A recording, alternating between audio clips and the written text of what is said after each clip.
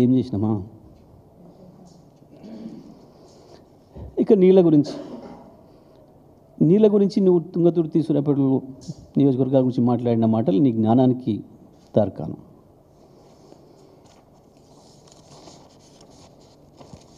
రెండు 2019 అక్టోబర్లో కేసీఆర్ గారు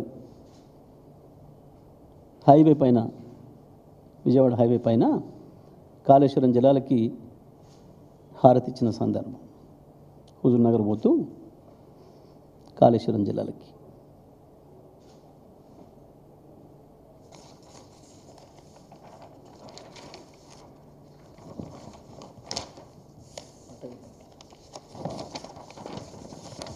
కేసీఆర్ గారు పువ్వులు చల్లుతున్న సందర్భం ఇది 2019. ఆ తర్వాత నా సూర్యాపేట జిల్లా ప్రజలు 70 కిలోమీటర్ల పొడవున కాలువ పైన లక్ష జలహారతి, కాళేశ్వరం జలాలకు లక్ష జన హారతి కార్యక్రమం ఏ రకంగా హారతి పట్టినరో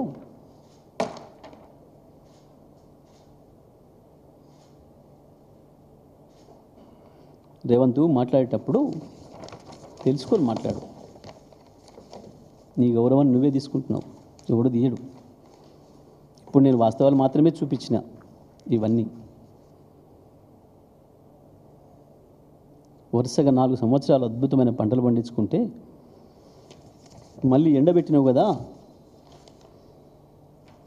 ఎండిపోయిన ఫోటోలు. 2 పంటలు ఎండబెట్టినావు నీ దుర్మార్గపు రాజకీయాల వల్ల. కాళేశ్వరం కూలిందని, కాళేశ్వరం ఏదో అయిందని, కుట్టుకపోయిందని చెప్పి అబద్ధాలు చెప్పి కాళేశ్వరం పంపులు ఆన్ చేయకుండా దుర్మార్గంగా 2 పంటలు ఎండబెట్టి ఇవాళ నిస్సిగ్గుగా అబద్ధాలు మాట్లాడుతున్నావు. ఆగమాగం చేసినావు కదా రైతు వ్యవసాయాన్ని ఈ రాష్ట్రంలో. ఏంది గొప్పలు చెప్పుకుంటున్నావు? ఏందో 9,000 కోట్లు వేసినా అని. బిడ్డ 27,000 కోట్లు నువ్వు బాకీ రైతాంగానికి, తెలంగాణ రైతాంగానికి. రైతు బంధు బంద్ అయిపోయింది, భరోసా అడ్రస్ లేకుండా పోయింది. ఇప్పటికి 3 టర్ములు బాకీ ఉన్నావు. నువ్వు ఇవాళ వేసింది, ఎన్నికల కొరకు వేసిన రైతు బంధు 9,000 కోట్లు పోయిన సంవత్సరం ఇవి.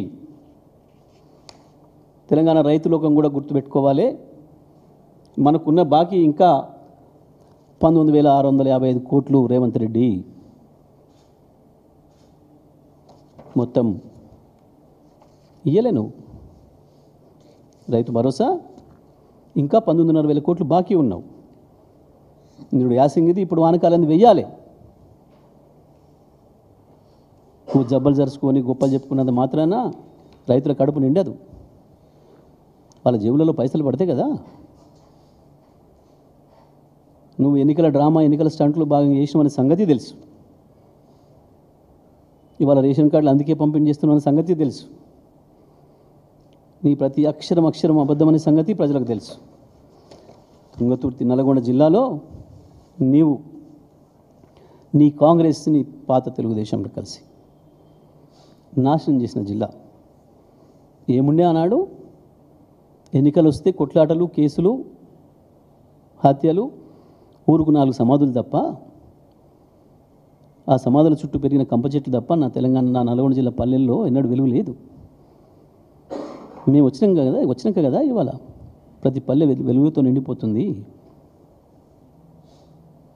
10 సంవత్సరాల కాలంలో ఒక్కటంటే ఒక్క రాజకీయ కేసు, ఒకరినొకరు చెంపదెబ్బ కొట్టుకున్న సందర్భం ఉన్నదా? దుర్మార్గంగా ఇవాళ నీ ఫ్రాక్షన్ రాజకీయాలతో నీ పార్టీలనే తన్నుకుంటున్నారు. ఈ సంస్కృతి ఆనాడుంది. నీ పార్టీలోనే ఒకరిని కూడా చంపుకునేది, కొట్టుకునేది, తన్నుకొని కేసులు పెట్టుకుంది. ఎమ్మెల్యేలతో సహా వేదికల మీదనే తన్నుకున్నది.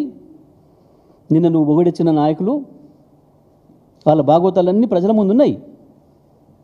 నిన్న కూడా తన్నుకున్నారు కదా. నిన్న పొద్దున నీ సభకు ముందు కూడా తన్నుకున్నారు కదా. నీ ప్రభుత్వం వస్తే జరిగేది గది ప్రజలకి. మాది నీళ్ళ దందా, ప్రజల దందా. నీది ప్లాట్ల దందా, కమిషన్ల దందా. మాది నీళ్ళ దందా, రైతు దందా. నీది కమిషన్ల దందా, ప్లాట్ల దందా. నీకు గవి మాత్రమే వస్తాయి. నిజమే. మా వాళ్ళు ఫోన్లు చేసి, సార్ ఇది వచ్చి గమ్మత్తుగా మాట్లాడిపోయిండు. అప్పుడు ఎందుకంటే మన ఊళ్ళల్లో వీధి భాగవతాలు చెప్పేటప్పుడు రామాయణాలు, మహాభారతాలు మా ప్రాంతంలో ప్రజలకు చూపించడం బాగా అలవాటు. అంటే మన సాంస్కృతిక వారసత్వాన్ని చెప్పడానికి, ప్రజల్లో లైవ్గా ఉంచడానికి ఆ కాలంలో అవి ఎన్నుకునేది. అవి మా తుంగతుర్తి ప్రాంతంలో మరి ఎక్కువ. ప్రతి ఊర్లో ప్రతి సంవత్సరం ఎండాకాలం ఉంటుంది. దాంట్లో అప్పుడప్పుడు మధ్యన ఏదైనా పాత్ర కొంచెం బోర్ కొడుతుంది, నిద్రపోతున్నారు ఎదురుగున్నోళ్ళు అనుకున్నప్పుడు మధ్యన ఒకడు వస్తాడు. కొన్ని ప్రాంతాల్లో బుడ్రకాన్ అంటారు, కొన్ని ప్రాంతాల్లో బాఫూన్ అంటారు, జోకర్ అంటారు. అందులో రాజు పాత్ర రాజుది ఉంటుంది, మంత్రి పాత్ర మంత్రిది ఉంటుంది, సైనికుడి పాత్ర సైనికుడు ఉంటుంది, మధ్యన ఈ పాత్ర వస్తుంది. కానీ ఈయన అన్ని పాత్రలు ఈయన వేసిపోతున్నాడు కదా సార్. ఇక్కడికి వచ్చి రాజు పాత్ర ఈయనదే ఉంది, మంత్రి పాత్ర ఈయనదే ఉంది, బుడ్రకాన్ పాత్ర ఈయనదే ఉంది, గట్లా ఉన్నాయి ఈయన మాటలు అని చెప్తున్నారు నాకు ఫోన్లు చేసి ప్రజలు. అక్కడి నుంచి గిదిని స్థాయి అలా ప్రజల్లో ఏ సభ పెట్టినా, ఎక్కడికి పోయినా వేదిక ఏందో తెలుసుకోకుండా